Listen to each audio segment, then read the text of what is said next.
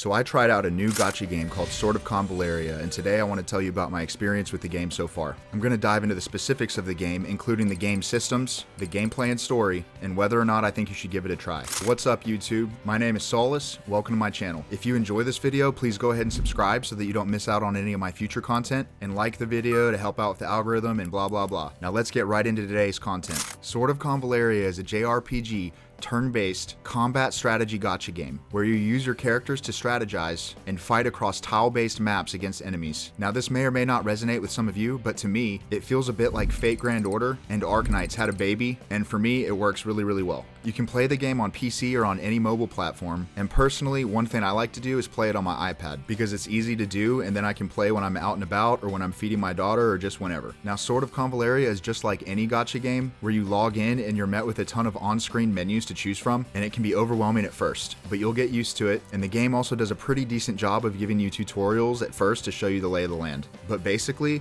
down here you'll have your character menu where you can view all your characters, your inventory, the summon tab where you go to get new characters and expensive dopamine rushes, the shop where they drain your wallet for said dopamine rushes, bond, which is a system like in any other game where you build rapport with your characters, talents, which is a super cool skill tree which applies to your entire account and not just individual characters, and then the events tab, which is where you'll go to check out the events that are going on at any given time. Now over here in the top left area are the menus for your dailies and weeklies. The cornucopia here is your battle pass, the voyage memento is your rewards menu for achieving in-game milestones, and Cole's Afternoon is another battle pass-esque event that's specific to the character Cole, but I think this is going to change over time, and there will be other similar events specific to other characters. Now up here in the top right, as is standard in these types of games, is your endurance, which is your stamina points for doing any type of content, and your in-game currencies for pulling on banners and leveling up characters. Now once you get into the game a little bit, the most common thing you'll be revisiting is this voyage button down here in the bottom right. This takes you to the content you'll spend most of your time doing in the game,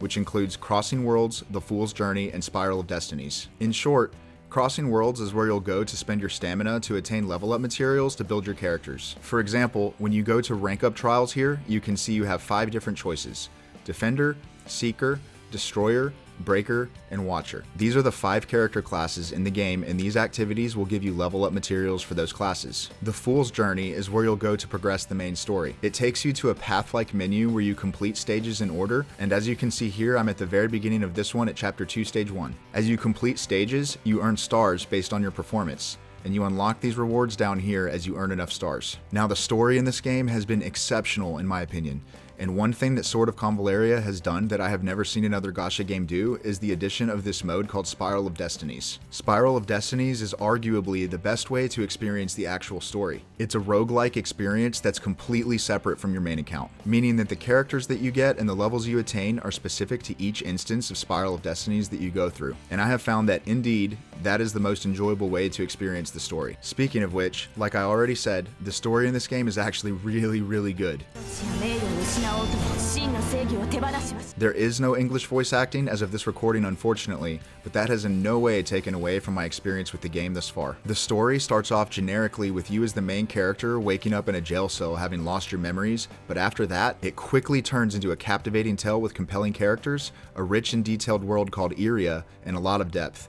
They put a lot of effort into this, and it really shows. Now let's talk about the combat and gameplay. At the beginning of every battle, you'll start being able to choose the units that you want on field, as well as where they will be placed. Once you begin, any start of battle effects that your characters have will take effect, and you'll start the first round. You then choose how many tiles you want your character to move, and then choose an action, whether that be an attack, a heal, etc, etc. Each character has a specific skill tree as you level them up, allowing you freedom in your build and the way that you want to play them. The characters, especially the 5-star units, can be quite complex and very powerful once you've leveled them up significantly. Now if you're in a hurry and you don't feel like making these strategic decisions yourself, the game does have an auto mode button right here, which lets the game's AI take over and play for you. It's actually pretty good, and I'll let it play out now in this battle. Now I personally prefer to make my own strategic moves because for me, that's where I get a lot of my enjoyment out of the game. However, for those of you without the time, or who just want to blow through some of the combat missions, this is an excellent quality of life addition to in the game. Now, there are a ton of features and levels of complexity in Sword of Convallaria that I just didn't cover here. One, because I didn't want this to turn into a 30-minute video, and two, because I'm still relatively early on in the game. But let's talk about my overall thoughts of the game so far and whether I think it's worth your time. The game world is intriguing,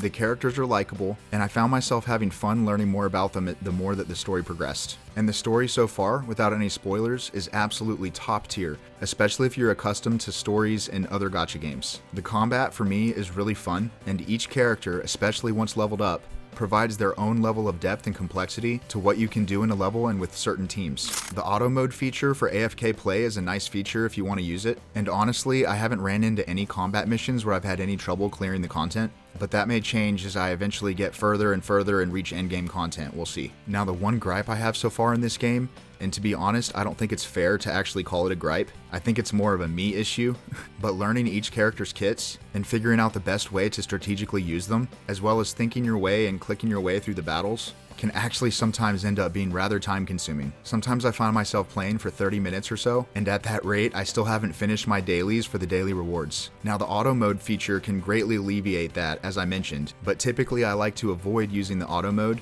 because, again, it's just not as fun to me. So like I said, it's not really fair to call that a complaint, but it is what it is. Overall, I would highly recommend you give Sword of Convallaria a try, particularly if you enjoy JRPGs with turn-based combat and a rich story-driven game. Now, if you have any questions about the game that I haven't answered here, please leave a comment down below. I read every single comment on all of my videos, and I will do my best to answer your question if I can. Do me a favor, like the video and subscribe. Thanks for listening to me out. Later.